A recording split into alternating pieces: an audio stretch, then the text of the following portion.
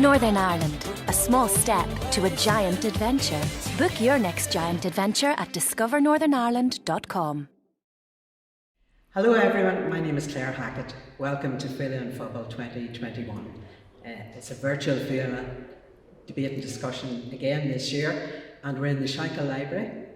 Author and historian Philip Orr is talking about his new book, The Illustrated History of Flight, with Belfast Telegraph Editor-at-Large Gail Walker. Hello, Philip. Hi, Gail. Hi. It's lovely to be here today in Shankill Library to talk to you about your recently published book, The Illustrated History of Flight. And it's very appropriate setting, I think, for us to look at this book because you actually have very strong family ties to this area. Your late father, Tom, was a pastor here in the 80s, and much of the book really centres, I think, on the influence of your father upon you as well. Absolutely right. Yeah, it's very evocative for me just coming to the library today because literally 1 minute's walk across the road is the church that my father pastored in the 80s. And coming here, I can just hear him preach, you know. But preach not just inside the church, preach out in the open air on the street. Mm-hmm. I mean, one of the fascinating things about Ulster evangelicalism, and my father was an evangelical minister, was getting out on the street and preaching. Mm-hmm. It's one of the features of Belfast, even today. And then another thing I was thinking about was I remembered the male voice choirs that used to be part of the whole culture of evangelical churches in Belfast. Yes. They had their own male voice choir. There was a male voice choir festival. All those things. And I remember too, it was a missionary church. You know, loads of people in that church would have gone off to anywhere from Japan to South America as missionaries. And the choir would go down and sing for them on the docks when they were leaving. And I just... That's a very potent image, isn't it? Isn't it a powerful image?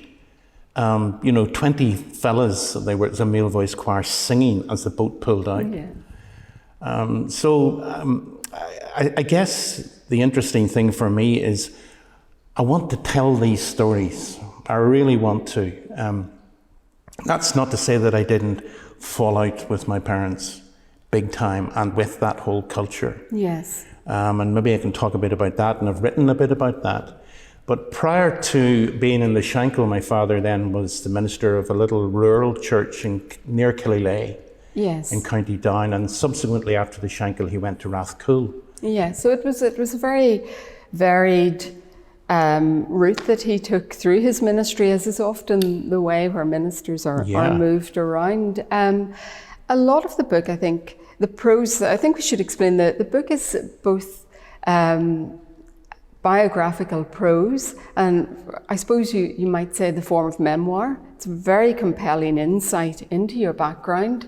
And then there's also a substantial number of poems which I think complement and amplify the themes in the prose. So it's a very compelling read, and I think one of the reasons that it's so insightful is because you're giving an insight into a facet of Ulster life that I think many people are aware of but don't know very much about. I mean, you talk about your father, the evangelical preacher, and we've all seen the gospel halls dotted around the country. Probably in the 70s and 80s we'd have been quite familiar with the mission tent as well, which your father was a huge advocate of. Oh yeah. And I wonder if really you would give us some kind of insight into those aspects of what that was like growing up in rural County Down, because it was a very, could I use the term rarefied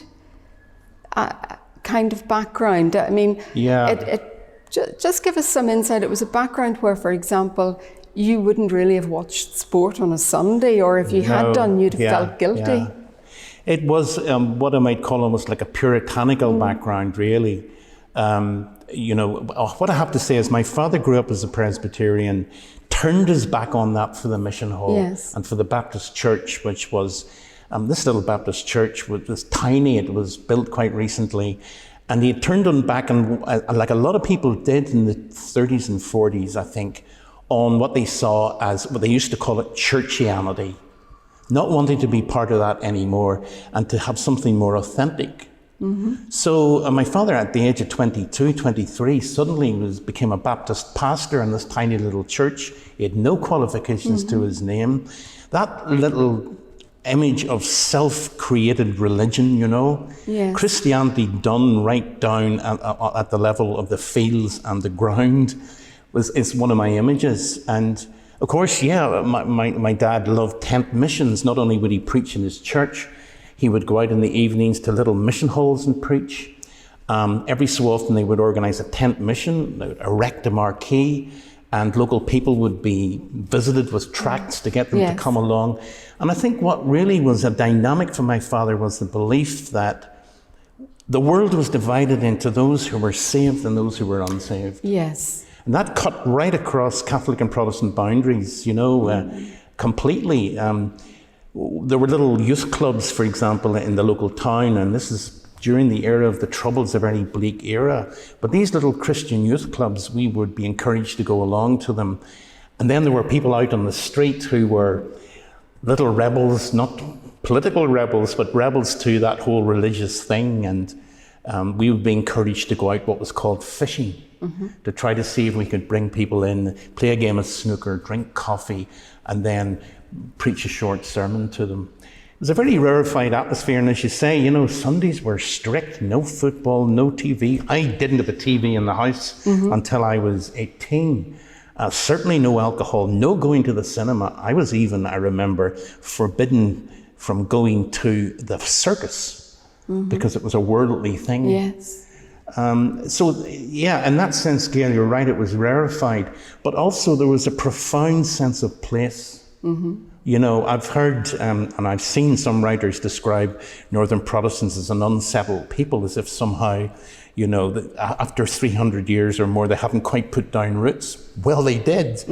And I have a strong sense, as I look around that countryside, of knowing the townland names, knowing the loch, knowing the view out to Scotland from the coast, you know, all those sort of things. So, yeah, those are some of the memories I touch on. There was also, I mean, you talk about your father's very much defining his religion, would have said, are you saved or are you not saved? And from an early age, you were acutely aware of that, Philip. I mean, I think the first time you recall your father asking you if you'd given your life to Jesus, you were 5 years old. Yeah. Tell us about that. Yeah, out of the most sincere motives, and I now realise they were utterly sincere, my father would have said to me, have you asked Lord Jesus into your heart? And I told him I had. I lied because I was scared. You know, you're very vulnerable as a little kid. I was scared to say that I hadn't. But then that lie haunted me throughout much of the rest of my youth. And, you know, I ended up wanting to please my dad, wanting to please my mum, wanting to do the things the right way, go to school, learn things properly, but also keep a distance from other friends in the school who weren't saved. In fact, maybe, you know, encourage them to come along to the meetings. And it was a challenging environment for a young fellow to grow up in. And what was added to that was then in the 1960s, potently in the 1960s, my father started to believe that the world was coming to an end. End times preaching. End times preaching. The second coming was on its way. The Bible had predicted certain things that were seemingly coming to pass in the Middle East. For example, that the Israeli army had taken over parts of Jerusalem that had never been under Jewish rule before. It was forecast in a book in the Old Testament. And my dad believed it would, you know, Jesus was coming back soon. There was what was called the rapture. What's interesting is I see this all going on in America today, decades later. Yes. And it gives me interesting insights into it. But as you might imagine, as a little fella, I was terrified at the age of 11 or 12 about that. That the world might end soon. Oh, yeah. Because your father was in very detailed correspondence with preachers in America, wasn't he? It was something he took very, very seriously. Very seriously indeed. I mean, he left school with no qualifications, but as an autodidact, As a self-taught man, he bought books left, right and centre, but in some ways fell prey to a whole range of prophetic thinking that emanated from the United States. I do know now that my father was probably on the autistic, not maybe autistic spectrum, but was suffering from dyslexia, some kind of neuro-linguistic problem. But was able to educate himself very well. It's fascinating, Philip, to get that insight into growing up in that kind of background. And one of the poems in your book, The Narrow Road, it's very evocative of all of that. And I wonder, would you read that for us? I'd be delighted to, Gail, yeah. I was talking about those youth clubs that as young Christians we went to, and about the kids who were out on the road and you were meant to bring in. And I suppose this road, the narrow road, is about that. May I just say one thing? In my father's church, there was a picture, and on the one side was the narrow road that led to life, with a few Christians on it. On the other side was the broad road leading to destruction, where all the unsaved were heading towards a lost eternity. And your job is to make sure you're on the narrow road and you brought others onto that narrow road. The narrow road. The roads were lined at night with shuttered shops and cages on the doors of pubs. But still our youth club rang to rattling billiard balls and tinkling coffee cups. Inside that lit up outpost in the rain and dark, the pastor challenged us as troubled kids to choose the narrow road that led from every Ulster town to everlasting bliss. I gave my life to Christ inside the snooker room, whilst other friends went out untouched by grace, though warned of looming judgment for the lost. My newborn heart was cold towards youth club girls until I fell for one my mother called a shop-soiled thing. She loathed her miniskirts, her denim jacket top, and labelled her a bad boy's girl with painted lips, who stuffed her youth club invitations in the bin and used those mints to mask the vodka on her breath. What happened to your fervour for the Lord? My mother asked. Your quiet times, your scripture notes, the prayers you say you pray, both day and night.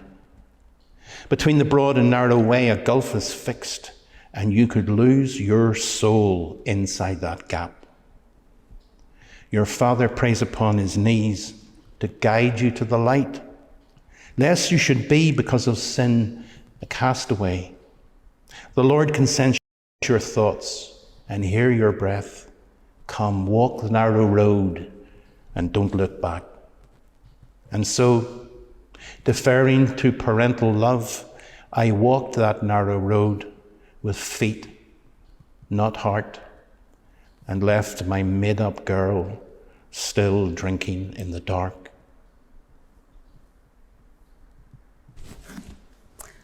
It's a very powerful poem, Philip. I think really articulating a lot of the conflict that you felt between worldly attractions and the pressure in the family home to conform, to be on the narrow road.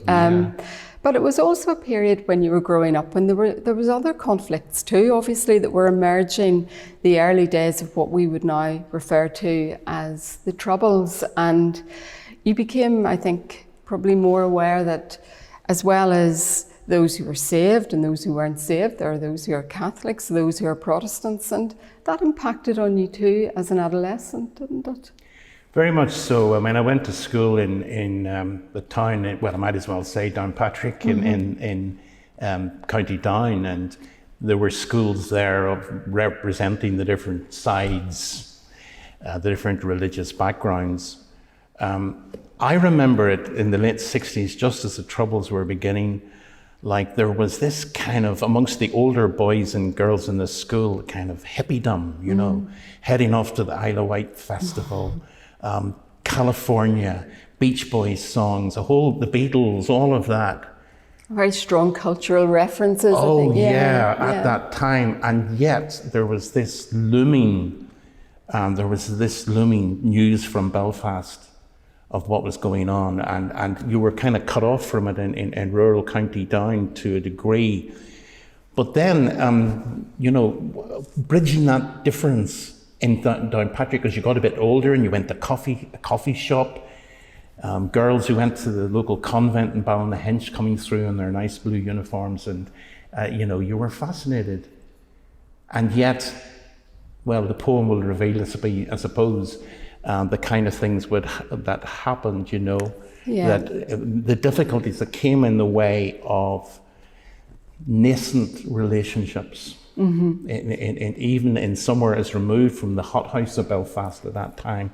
There was that sense of othered, wasn't there? That the people were other than you, and there were family, just societal pressures, I suppose, to stay apart. And I suppose, I should reference a little bit something we want to maybe do a poem on in a few moments, that, in my Granda tailor's shop in Crossgar, very mixed clientele, very mixed folk coming in and out of the shop. They lived opposite the chapel. So on the one hand, there was a degree of accommodation of one another going on, but when, real accommodation. But on the other hand, when you tried to push open the door of relationships, like romantic sexual relationships, whoomp.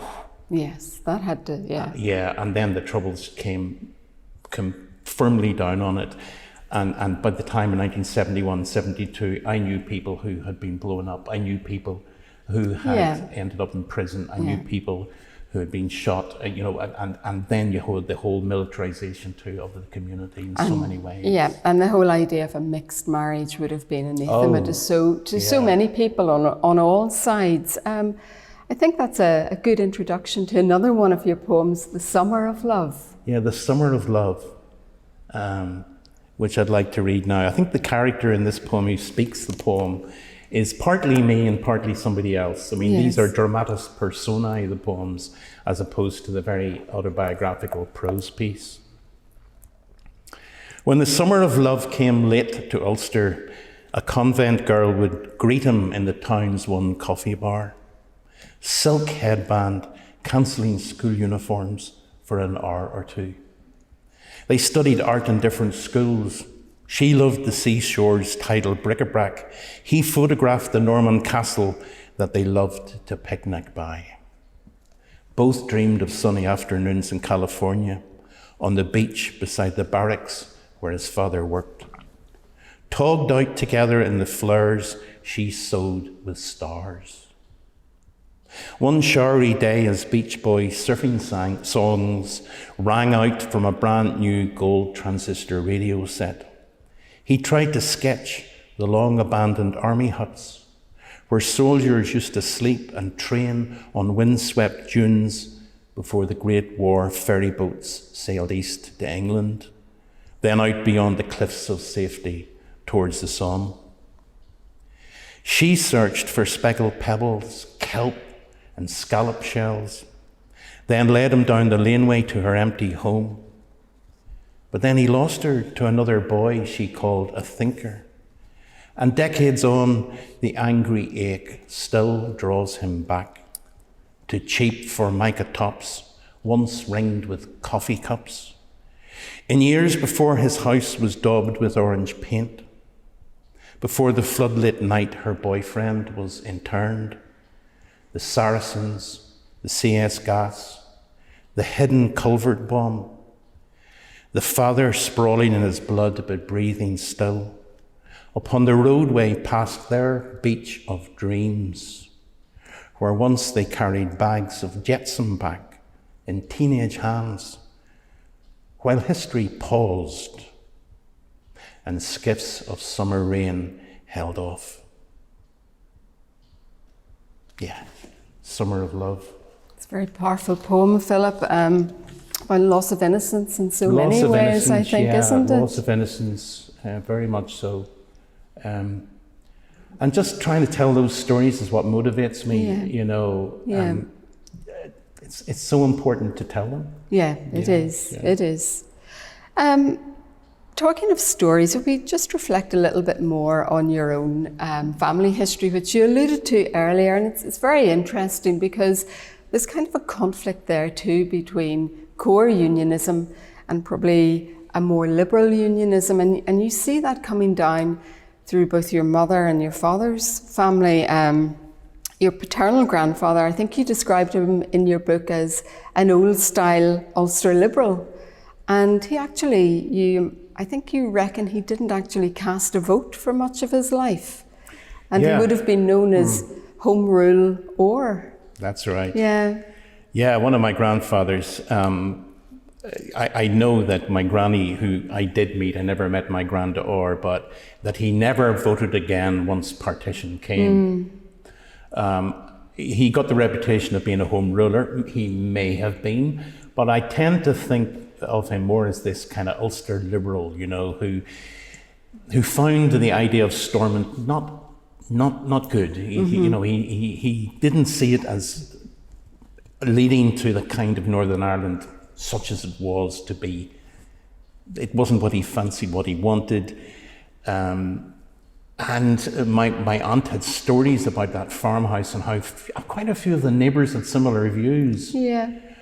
But that became very difficult to talk about, and my father said, as a boy walking to school, he got a bit of hassle from one of the neighbours who would come out and either abuse him about it, about their father's views, or else if he was in a good mood, offer sweets. You know?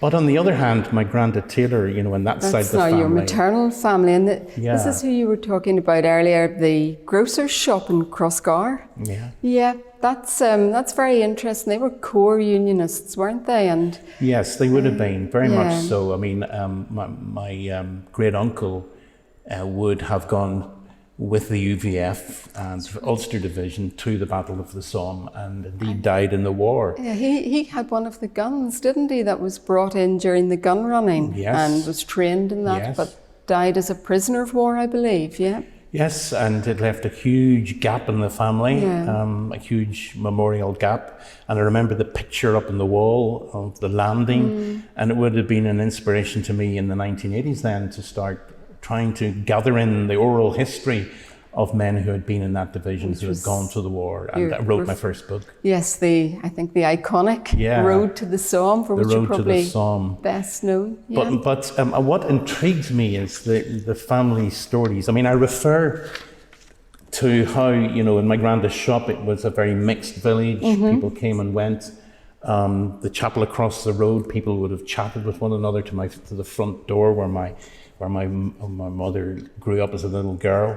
But there was a darker undercurrent, wasn't there? And your grandfather experienced that. He also, it's very evocative the way you write about it, because he had a kind of a mobile grocer's shop. He also had a limousine that did funerals and weddings. But what happened to him one day when he was out in his van? I'll do the poem because it kind of tells the story, Gail. Yeah. This is the Grocers Republic. The Grocers Republic, which I hope is a kind of an ironic kind of title that sets up vibrations for people who know their Irish history. But the Grocers Republic, I mean, there we were at the start of the Troubles, and of course, all those stories were still remembered from the 20s. I know that talking to friends, who lived in West Belfast, memories of stories from the 20s were fresh. The period known in West Belfast as the pogroms. And a story that my grandfather had and that my mother still had serves the content of this poem. Okay. The Grocers Republic. My granddad served both sides with food and trundled up and down the country roads from dawn to dusk. Despite the warning he received, the IRA are in the woods and fighting on. Then on a by-road out beyond the hills, 4 men in masks and brimmers flagged him down. Some food for the boys who fight for Irish freedom, asked their boyish leader, clinging to his gun. My granddad swore an oath and shouted, no. They tied his wrists and threw him in the ditch. from which, when they had gone, he scrambled out and ran like blazes home with hands still tied behind his back, until my grandma cut him loose to run an extra mile and tell the specials of his vanished van of precious goods, and how he'd recognised the army boots the gunman wore, and knew the man who had bequeathed them to his son with all the bitterness of one more legless veteran of an empire still at war. And so my granddad ordered Mills bombs from a man who kept the barracks store. And when he got his lorry back, he showed his family his bombs and boasted how he'd meet that flying column on the roads and stop, turn off the key, reach deep inside his pockets, roll the windows down and sweetly say, "So here's your order, Sean. No worries for your hungry quartermaster anymore." And then 2 plump grenades would tumble from his hands, unpinned. It's a horror story. It is. It's very powerful insight into the tensions that were there beneath the conviviality and the good community beneath relations all of that were. The fear and the unfulfilled legacies. And what I do know is when my granddad died in '64, and shortly afterwards, my uncle went in and found a gun that he had got, which was in the garage. You know, and then we wonder where the troubles came from. Yeah. In '69, so much unfinished business. That's and so many memories, and that were just like those memories. And I felt it important to tell that story because it was my family's story, and one of many, you know. Yeah, and I think that storytelling is hugely important, both in the past and the present. Interestingly, you have a little family tie to a favourite poem of mine called "The Man from God Knows Where." Tell us a little bit about this relative from the 1798 rebellion. Yeah. I mean, this is the other part of the twine of history that we all are trying to unravel in this place. Young Archibald Warwick. I mean, there's a line in your favourite poem, your much loved poem, about young Warwick. The Reverend Archibald Warwick was an ancestor on my mother's side, and I have a lovely picture of going to his grave with my mum. And I mean, he'd grown up. He's buried in Newton Ards, isn't he? Buried in Newton Ards, and I know, I mean, I've been to that graveyard and I've taken people to it. As a young man, he would have gone to Scotland to train as a young would-be clergyman, came back and had obviously imbibed radical politics in the, you know, of the day, and Enlightenment politics, I would have thought of them as. And it ended up on the noose of a rope, you know, in 1798 outside his church in Kirkcoven, the little meeting house where he preached. And so, you know, I ponder that inheritance. What does it mean to have that buried under all that has happened since? What does it mean to remember and to try to understand what is in many ways, in the like of the Ards Peninsula, a buried story? Though less so than in the past, I think. Yeah. I mean, I think there's a degree of interest in the complexities of that story, you know, of young men who, like my ancestor, invited the French to come. Okay, well, let's hear young Warwick. Young Warwick. It said the elders took his body to the manse and laid it on a table made from Irish oak. I've searched the whole peninsula to find that artifact. I know a table owns no memories, but still, it might be stained with Warwick's blood. Perhaps they'll find the rope they hanged him with, or else his convict cart left rotting in a farmer's barn, or maybe in an attic space his mothballed shroud, or remnants of his cracked communion cup inside a cupboard in that Loch Shore meeting house, the one he drank from on that Sabbath day before his Presbyterian farming people rose.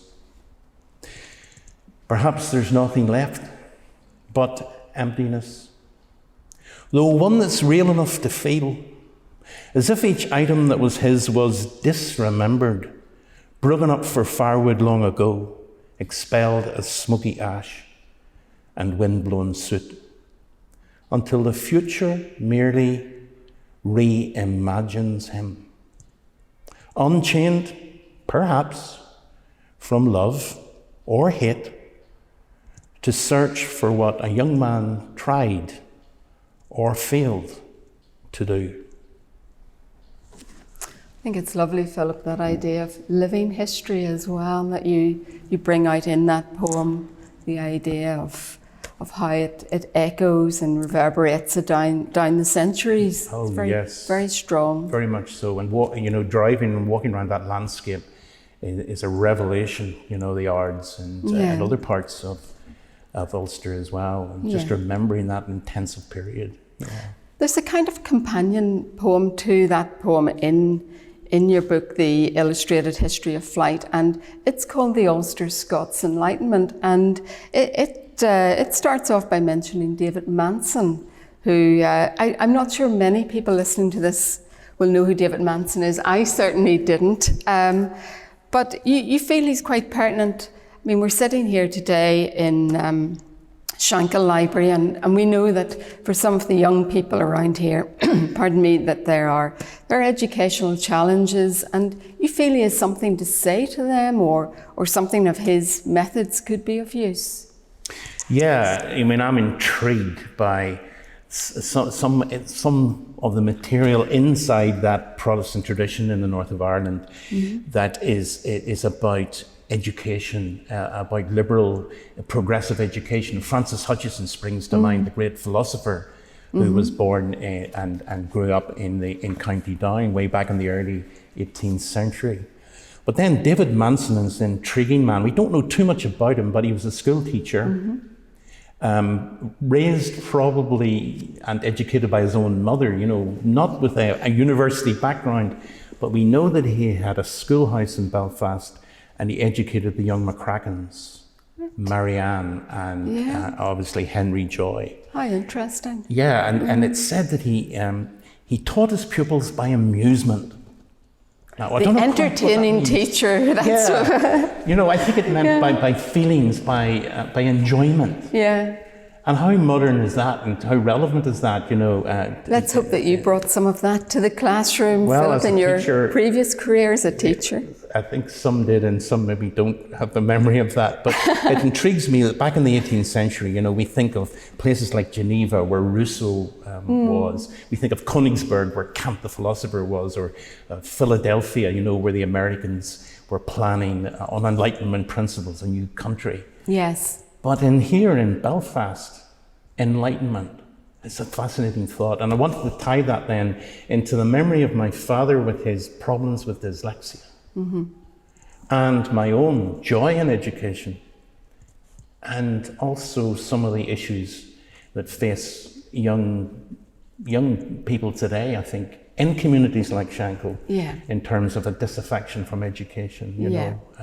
And how to make education appealing again because of course education is a great springboard, and it is great in terms of equal opportunities. Absolutely. And it is, I think it's a very interesting area that you're talking about there in terms of how we might revitalise and encourage people. Yeah. It's also another dimension to the poem about, which you'll pick up, I think. It's situated both in Ireland and Scotland in a certain way. That'll maybe come across. Let's hear the Ulster Scots Enlightenment. David Manson in our 18th century Ulster town declared he taught his children by amusement. We know this former servant boy turned master learned the proper way to teach from his devoted, smiling mother. Raised unschooled inside a seashore house with Galloway to fore and Antrim's curving glens to rear. That's why I hear young Mary Ann and Henry Joy both giggle through their long division sums and tease the master with their pidgin Latin. And so it seems we had enlightenment back then to rival Königsberg, Geneva, Philadelphia. filling in beloved copybooks while listening to the river Forset flow serenely by. And now, although my father tumbled down the schoolhouse steps in Crossgar Square, thrown out for sons he'd left undone, easy words misspelt, misread, I'm standing still, one generation on, with leather school bag filled by storybooks, and gazing in delight at Olive Stevenson, who pins a map of Scotland on the wall, next to the map of Ireland, and reads out Robbie Burns with a pure Argyllshire accent, or plays the Sky Boat song on ivory piano keys, and asks us boys and girls to sing along. And sun streams in from the oblong blue of that high gymnasium window.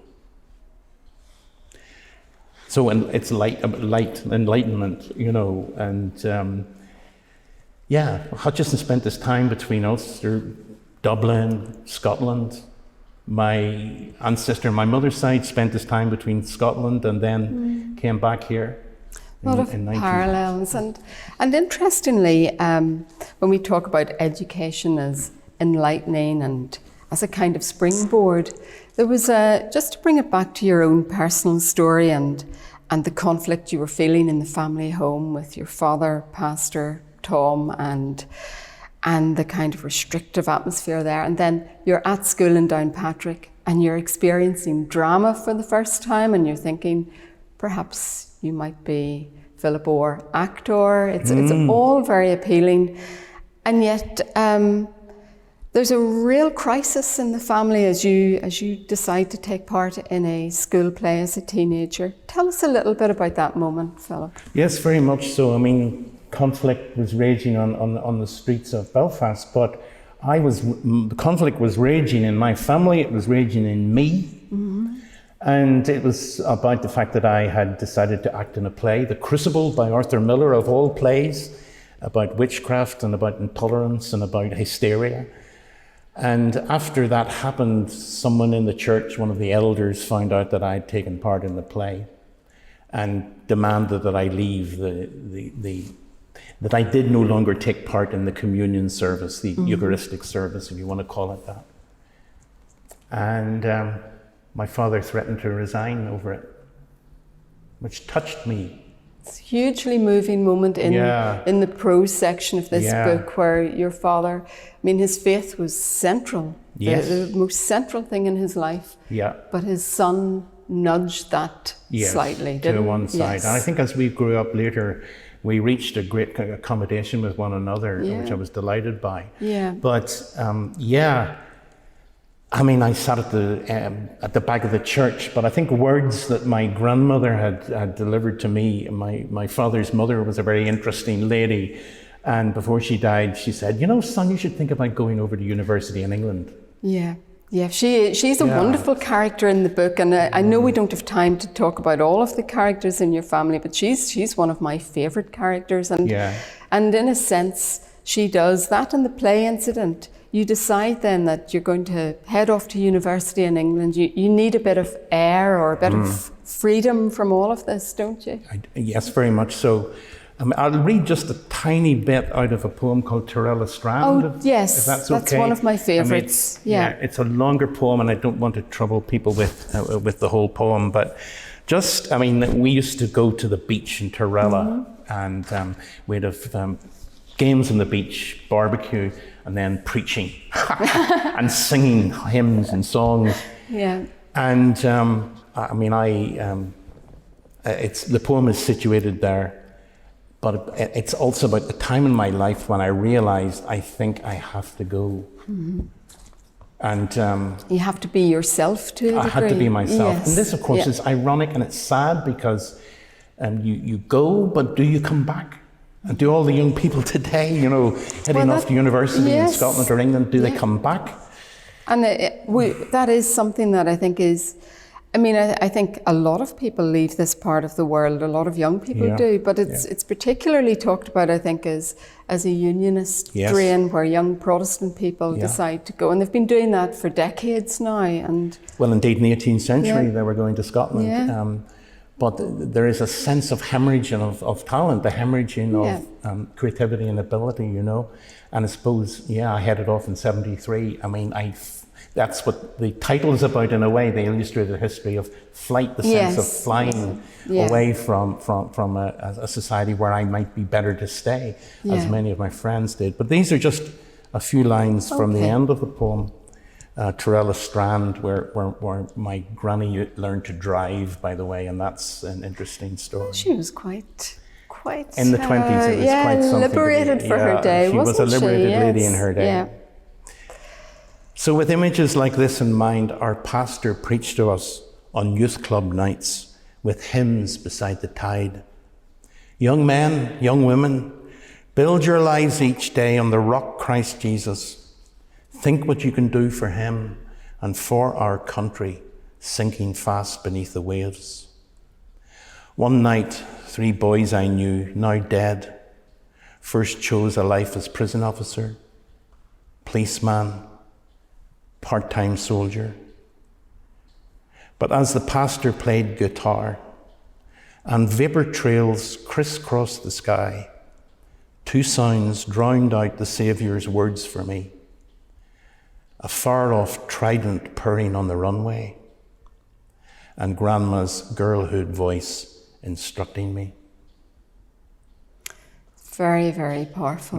Philip, very, very moving. And I think you mention in that poem, you name 3 types of people that we all know of here. There's the prison officer, the policeman, and the part-time soldier. And a little earlier, you were talking about the importance of telling your own story. But in the past few years, you've also been enabling some of those people who've worked in the security forces, ex-members of the security forces, to tell their stories with the group Decorum NI. And I've seen some of the work that you've done with them, and some very, very powerful plays and pieces of drama and of, I suppose, of memoir and recording their stories.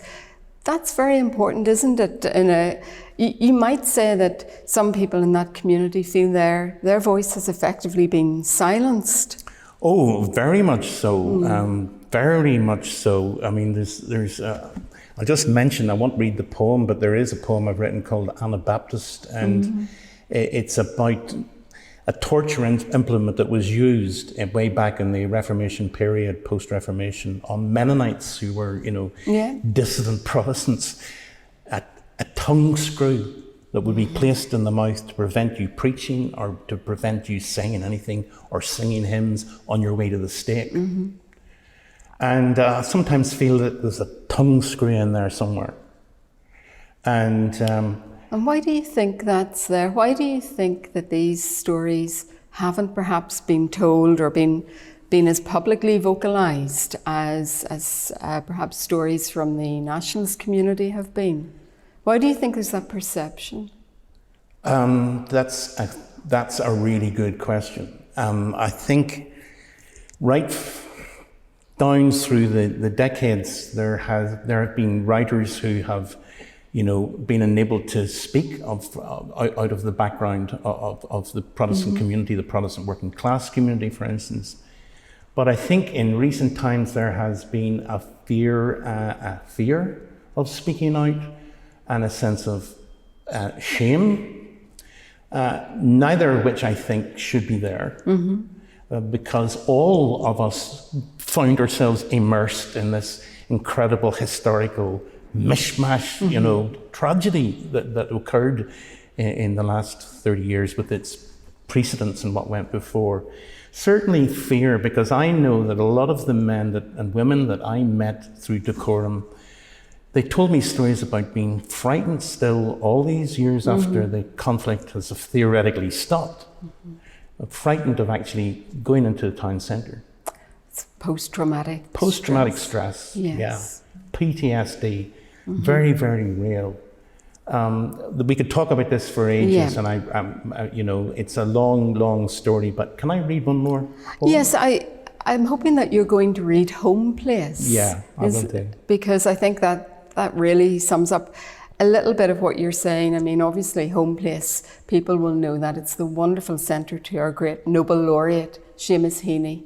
It is, though, built on the site of a former RUC barracks, and the poem explores that, doesn't it? The articulacy and, I suppose, the silencing that you're talking about there. So, yes, please read it. Yeah, you're quite right. Home Place, where the Seamus Heaney Centre is, and a wonderful place. And I have to say, to start the poem, Heaney influenced me like no other poet at the time. Yeah. Great respect for this wonderful man and wonderful writer. But I imagine the voice of, and it's the voice that speaks in the poem, I imagine the voice of someone who had served in that barracks, because for a time it was an RUC barracks. And I actually have since met somebody who did serve and read the poem and told me more about it. But I wondered, where are the voices of those men? Mm-hmm. Heaney himself uses the phrase, in the poem Bogland, every layer they stripped seems camped on before. Mm-hmm. So I think Heaney would be interested in what was camped on before. To pare back history and to pare back peel the layers. It back. Yeah. And here's a layer that's crucial. The time that it was a beleaguered station in Balachi. So I'll just read the poem in the voice of this man. And do remember too, he's thinking not just about the closure of the station he once served in, but the closure of so many police stations all across in the peace dividend, if you like, the closure of so many stations, which did and has occurred. Home Place. I've crossed the famous bridge of Toom and driven past the Loch Beg whipper swans. And now I've sensed what my colleagues say is lost and gone. The roadway signage told me all. Our planted lands Lar Ula now. The local council's Corlia too. It's through the language that a war is won. And what's the sacrilege my comrades note? They've turned our former station to a poet's shrine. £5 million to knock our law and order down and house a duffel coat, a schoolboy's bag, and one odd fountain pen. That's mockery, all right. Home Place means home for who and what and when. I met the writer once. He seemed, like many here, a decent man. I'm told he loved the natural things, the sparrans in the west, the shoreline of the loch. But while they loved their images, we had to think in lists. The genealogies the good book holds, the valiant dead upon the plaque beside the dark blue Presbyterian pulpit fall. And boy, we know that words can count. Without them, there'd be pages blank inside a police occurrence book. No record of the duties done, time in, time out. I shared my nights with men of courage here. Our pistols snug inside our holsters, watching the street. The turret of Balachi Bawn. Those suspect headlights on the hill. Perhaps I ought to name them Stations of the Cross. Those former barracks found at 5 Mile Town and Claudy, Coch, Loch Gall, Newton Stewart, Rathfryland, Kesh, Grey Abbey and Kilray. And then I'd get my chance to rhyme them off, then propagate them in a poem one day. And there we are, Philip, giving voice both to your own story and to stories that perhaps haven't been told as often as they should have been and need to be told. Yeah. It's all contained in this book, The Illustrated History of Flight, with, I think, a family suitcase on the cover. And anyone who wants to get a copy of the book can do so at your website, www.ptor.com. Thank you very much, Philip. Thanks for sharing the hour with me, Gail, and for the questions and the chance to talk a bit about the book and about what's driving behind it and all the stories out there that still haven't been told. Yeah, and I think, I mean, obviously with the recent British government's legacy proposals, Huge issue at the moment. We've seen the reaction to that from right across the spectrum, and I think it kind of emphasises the need for everyone to be able to tell their story and to say what has happened to them and for it to be recorded. And I think that is the best way to a form of reconciliation and a form of healing. And I think in many ways your book is about that and contributes greatly to that as well, as does your work. It's what I'd want, yeah. It's what I'd want very much. And the opportunity to do this talk at Féile is hopefully part of that. Yeah. Thank you.